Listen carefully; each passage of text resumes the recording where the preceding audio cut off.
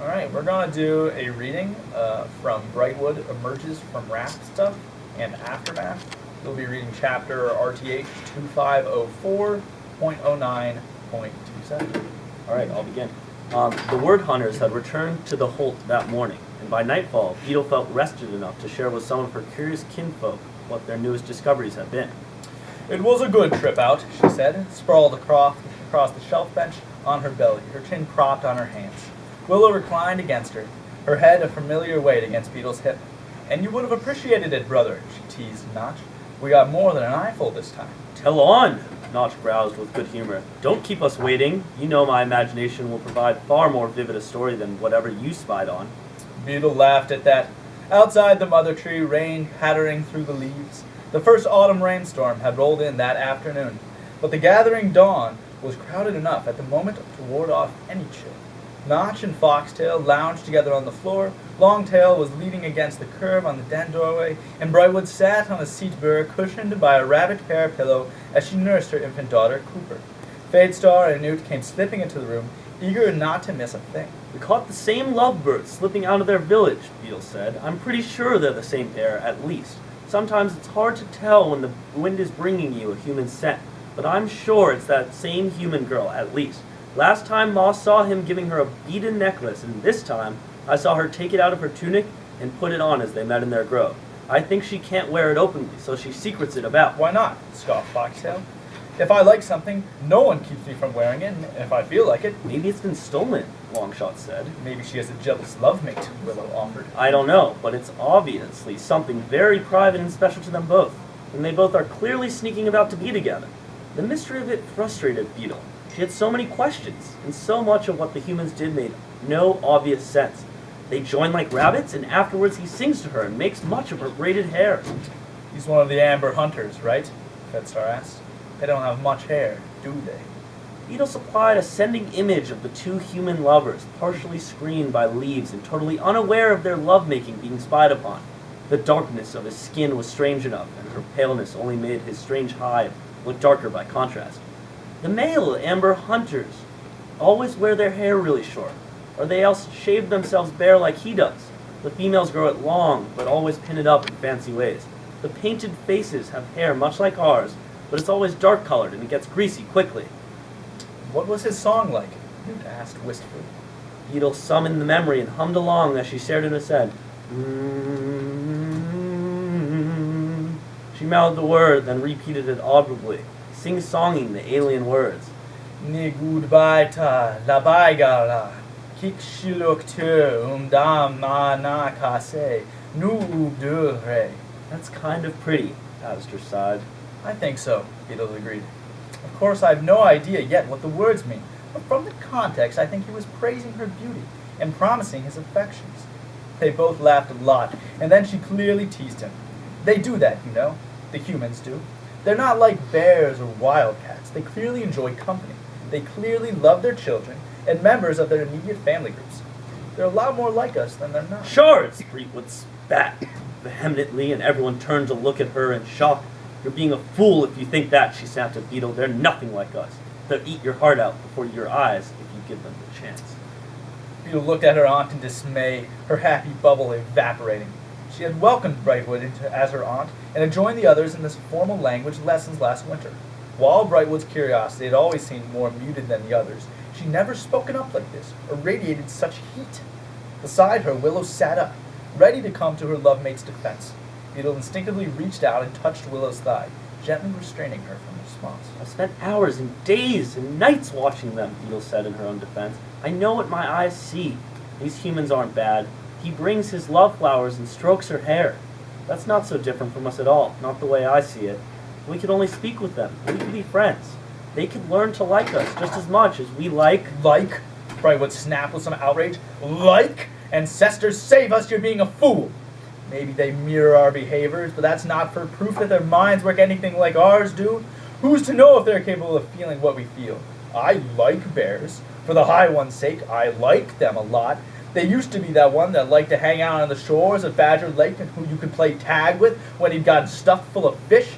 He clearly liked to play once his belly wasn't growling, but just because his tribe named him and played with him and left him a share of fish now and then, that never kept him from wanting to eat one of us when he was winter hungry for bloody Rot's sake.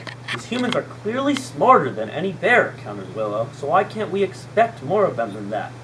Cooper began to make small sounds of dismay, and Brightwood shifted her into a new position against her shoulder, patting her hair to bring her a burp. Because they're not elves, Brightwood shot back, her tone low and sharp. No matter how badly you might wish it, they are not us. And if you read them wrong, you won't know it until they've broken your head open for it. We might be able to fight them off when there's battle that lands on us, but even if we do, we'll lose far more than we can afford. You're letting what's familiar about them corrupt your good sense, niece. And for one, I don't understand why we're all sitting around here waiting for them to show up on this side of Thornwall. There were frowns all around the room, and both Battlestar and Newt looked fearful. I know what I've seen, Beetle said firmly. You can choose to live in fear of them if you wish, but I know these humans are capable of goodness and love. I've seen it. They're not the fierce ones. We don't have to live in fear of them. Not if we're smart about them, learn to communicate. If only we could learn their words and talk to one another, we can make peace with them. I'm certain of it.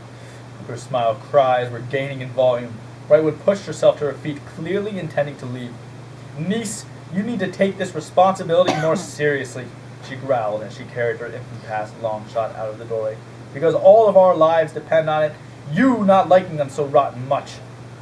Silence lingered in Brightwood's wake like a fog. The tree shaper's anger had touched a communal nerve. Beetle felt Willow's presence beside her and feared there might be doubt in Willow's stillness. I do worry sometimes, Willow said then, that you and Rainpace and Evervale aren't taking enough precautions. Moss and One Leg are sourpuss is enough for them all, Notch said, dismissing with a laugh the lingering spell of Brightwood's warning. The humans aren't about to catch any of you. And even if they did, you'd run rings around them, just like it were a game of tall. Humans aren't about to fight us for our territory, and if they did, we'd hand them their tails in a knot. Foxtail grinned and pulled Newt against her in an easy hug. So you cubs stop looking down about the mouths. Brightwood's fusing about nothing.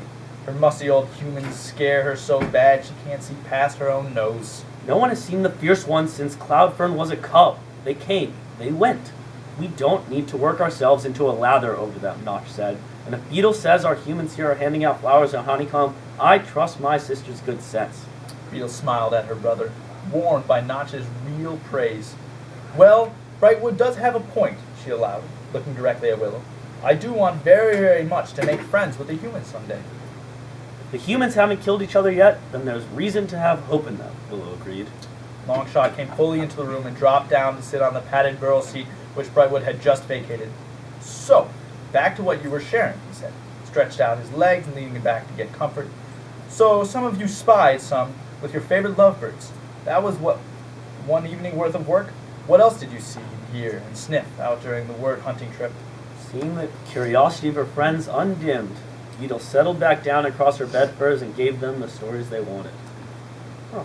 So that's the end of the reading. I think really the crux of that story, as we saw it, was the alien line that we'll read again without translation. It was nu-ub-dur-re, la-ba-ĝal-la, ki-sikil mana ke nu-ub-dur-re. So, since we don't have a direct translation of that, we thought it would be appropriate to try to, given the full context of the story, specifically the chapter that we read, try to think about what that kind of meant and how that played into the human-elf interaction throughout that story. Yes, it's really interesting to look 2 lines down when you have Beetle saying that she's thinking that the human male was praising the female's beauty and promising his affection. So maybe he was saying something like, "Hello, dearest lover. Yeah.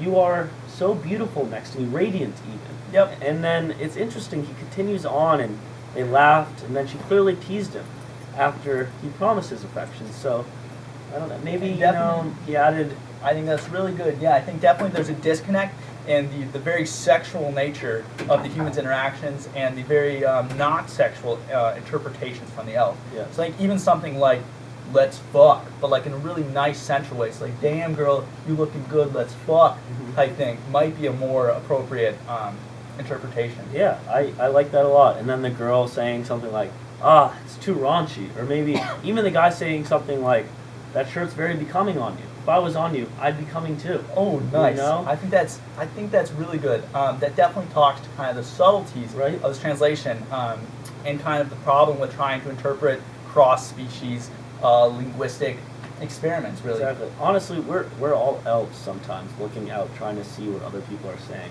just trying to understand the humans around us. Nice. Yeah. So with that's that, it, yeah, yeah. thanks so much Read for the story in its full. It's very, very fascinating. Yep, you can find it on rivertwine.com. The author is Rachel Veris. Thank you so much for And listening. Whitney Ware also. Let's Whitney not Ware. forget her. Yep. Have a wonderful afternoon. Thank you so much.